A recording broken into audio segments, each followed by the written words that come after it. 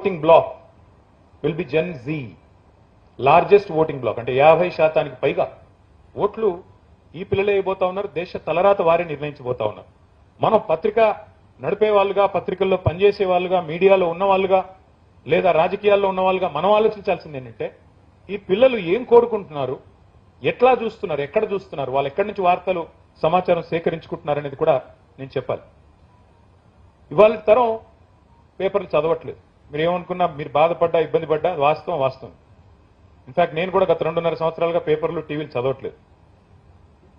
మహేష్ గౌడ్ గారు ఒక మాట అన్నారు ఇందాక, మీరు లేదా ముఖ్యమంత్రి గారు కొన్ని సందర్భాల్లో భాష కొంత నియంత్రణలో ఉంటే బాగుంటుంది అన్నారు.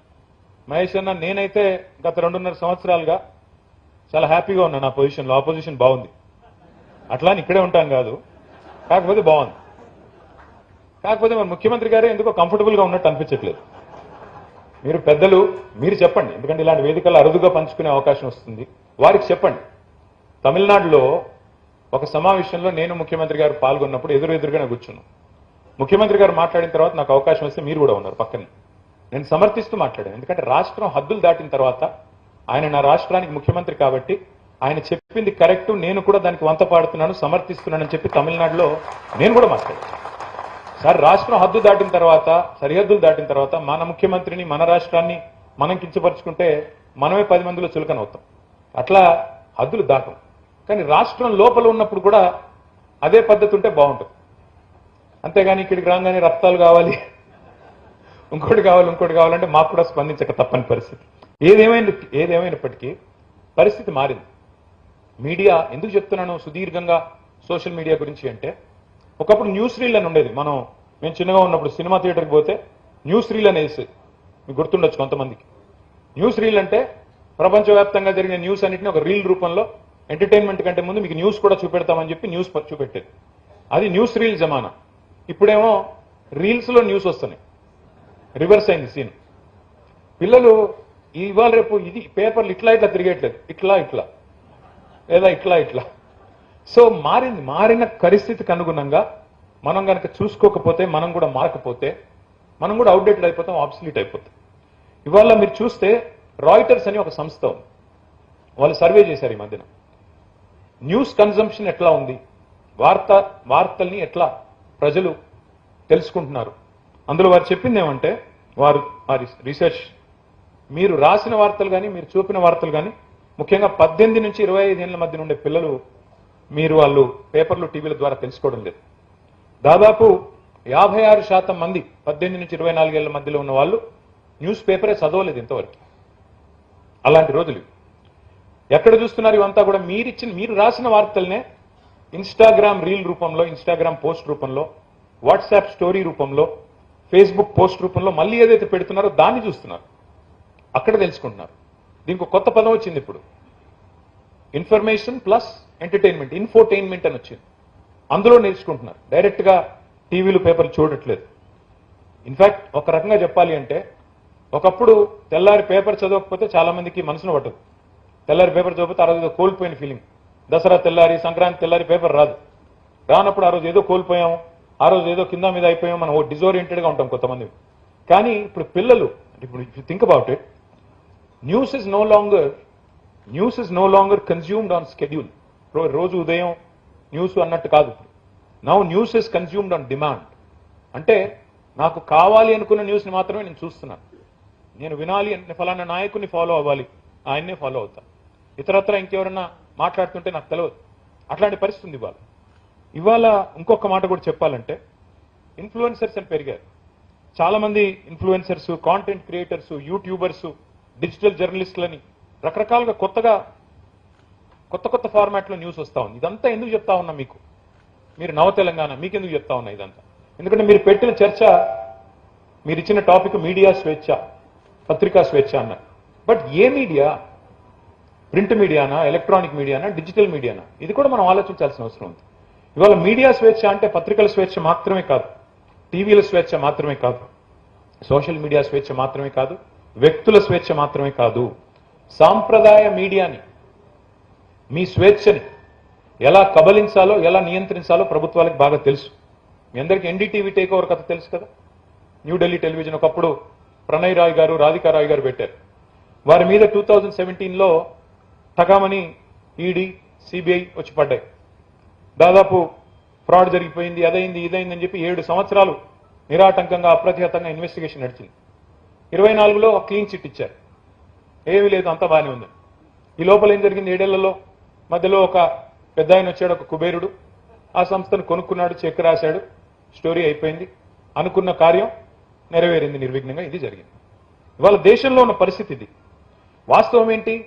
తప్పు జరుగుతున్నా రాయలేని పరిస్థితి ఉన్నమాట వాస్తవం. తప్పు జరుగుతుందని తెలిసినా రాయలేని పరిస్థితి ఉన్నమాట వాస్తవం. అట్లాగే ఈరోజు మీరు ఆలోచిస్తే దేశంలో ఉన్న మీడియా సంస్థలన్నీ కూడా ఎవరో ఒకరికి ఒత్తాసుగా మారిపోయిన విషయం కూడా వాస్తవం. స్వేచ్ఛగా నిర్భీతిగా న్యూట్రల్గా ఉండే పరిస్థితి ఉందా అంటే లేని మాట కూడా వాస్తవం. The power of speech today is restricted to those in power. It's is a fact. మనకి ఇష్టం ఉన్నా లేకపోయినా అది వాస్తవం. ఎందుకు ఈ మాట ఎందుకంటా ఉన్నా నేను? తెలంగాణనే తీసుకోండి, అక్కడ ఇక్కడ తెలంగాణలోనే ఎన్నో సందర్భాలలో వార్తని వార్తగా రాయలేని పరిస్థితి లేదా? ఒక అమ్మాయి మీద లైంగిక దాడి జరిగింది, కేంద్ర మంత్రి గారి కుమారుడు ఈ దుర్మార్గమైన పని చేశాడు అని అమ్మాయి తల్లి తండ్రి వచ్చి కంప్లైంట్ చేస్తే ఏ మీడియా రిపోర్ట్ చేసిందండి? వారం రోజు సోషల్ మీడియానే లేకపోతే అమ్మాయికి న్యాయం జరిగే పరిస్థితి ఉందా? ఈ నేను మాట్లాడుతున్న మాట తప్ప? ఏ మీడియా లగచర్లలో గిరిజనుల మీద అకృత్యాలు జరిగితే ఏ మీడియా రాసింది? నేను ఈ మాట అంటున్నందుకు దయచేసి ఎవరేం అనుకోవద్దు. వాస్తవాలు చెబితే చేదుగానే ఉంటాయి.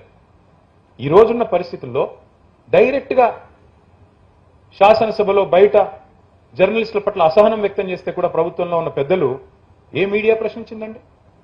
హైదరాబాద్ సెంట్రల్ యూనివర్సిటీలో 400 ఎకరాల భూమి విషయంలో విద్యార్థులు కథం దొక్కేదాకా ఏ మీడియా రాసింది? ఎక్కడుంది పరిశోధనాత్మక జర్నలిజం? ఉందా? నేను ఈ మాట అంటే మీలో చాలా మందికి మళ్ళీ నాలో అహంకారం కనబడొచ్చు. నేను ఉన్నట్టుగా అడుగుతున్నా, ఉన్నదా పరిస్థితి? రాసే పరిస్థితి, చెప్పే పరిస్థితి, స్వేచ్ఛగా నిర్భీతిగా ఇన్వెస్టిగేటివ్ జర్నలిజం అనే పరిశోధనాత్మకమైన కథనాలు వస్తున్నాయా? వాస్తవాలు చెబితే నచ్చవు. అందుకే ఏమవుతుంది, ఇప్పుడు మీరు ఇన్వెస్టిగేటివ్ జర్నలిజం మొదలు పెడితే వెంటనే కొత్త ఐటీ రూల్స్ వస్తాయి, టెలిగ్రాఫ్ యాక్ట్కి అమెండ్మెంట్లు వస్తాయి, టెలికమ్యూనికేషన్ యాక్ట్ కొత్తది వస్తోంది, కేంద్ర ప్రభుత్వం తెస్తోంది, మీడియాని గుప్పెట్లో పెట్టుకోవడానికి కొత్త చట్టాలు. మన రాష్ట్రంలో కూడా ఒకటి తయారు చేస్తా ఉన్నారు, hate speech bill. Yes, hate speech bill should start with people in government. ముందు మీరు మానేయండి హేట్ స్పీచ్లు ఇవ్వడం. ముందు మీరు మాట్లాడే భాష నియంత్రణలో పెట్టుకుంటే అప్పుడు ఇతరులు అనొచ్చు హేట్ స్పీచ్ అనే మాట. అంటే ఈ రకంగా మనం మాత్రం ఏదంటే అది చేస్తాం, కానీ ఇతరులు మాత్రం చేయకూడదు అనే పద్ధతి మాత్రం మంచిది కాదు. మరి కొత్తగా సెన్సార్షిప్ కూడా ఇవాళ ప్రభుత్వాలు తీసుకొచ్చే ప్రయత్నం చేస్తున్నాయి, కేంద్రంలో రాష్ట్రంలో ఉండేవాళ్ళు. ఇప్పుడు మీరు చూడండి, ఇప్పుడు మొన్న ఢిల్లీలో జరిగిన ఆందోళన గురించి సాంబశివరావు గారు మాట్లాడారు. ఆ రీల్స్ అన్ని ఇప్పుడు తీసేస్తున్నారు, ఆ పోస్టులన్నీ తీసేస్తున్నారు. గత 4-5 రోజులుగా నిరాటంకంగా జరుగుతుంది ఆ పని. బెదిరించి ట్విట్టర్ని, ఇన్స్టాగ్రామ్ని, వాళ్ళని కూడా బెదిరించే పరిస్థితి. వాళ్ళు కూడా చివరికి ప్రభుత్వాల నియంత్రణలోకి వెళ్ళిపోయే పరిస్థితి.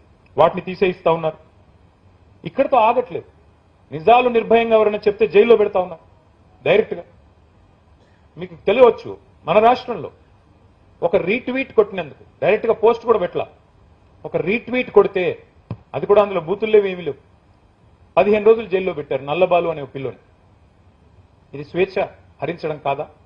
అట్లాగే మరి ఒక ల్యాండ్ మార్క్ జడ్జిమెంట్ ఇచ్చింది ఈ మధ్యన ఆ కేసు తర్వాత హైకోర్టు. ఇట్లా ఎక్కడ పడితే అక్కడ ఇష్టం వచ్చినట్టు ఎఫ్ఐఆర్లు పెట్టకండి, ఎవరిని పడితే వారిని అరెస్ట్ చేయకండి అని.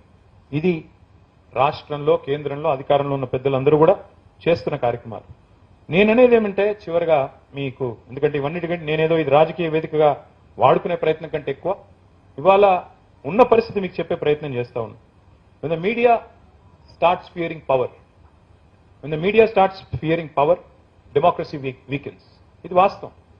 కొంత ప్రజాస్వామ్యం బలహీనపడుతుంది అన్నమాట. ఇది నాకు వర్తించదా, మళ్ళీ మేము గవర్నమెంట్లోకి వచ్చాక నాకు వర్తించదా అని మీరు అడగొచ్చు. నాకు కూడా వర్తిస్తుంది. ఎవరు చేసినా తప్పే. మహేష్ గౌడ్ గారు హుందాగా చెప్పారు, మంచి చేసినప్పుడు 4 మంచి మాటలు రాయండి, చెడు చేసినప్పుడు, చెడు జరిగినప్పుడు మా దృష్టికి తీసుకొని రండి, తప్పకుండా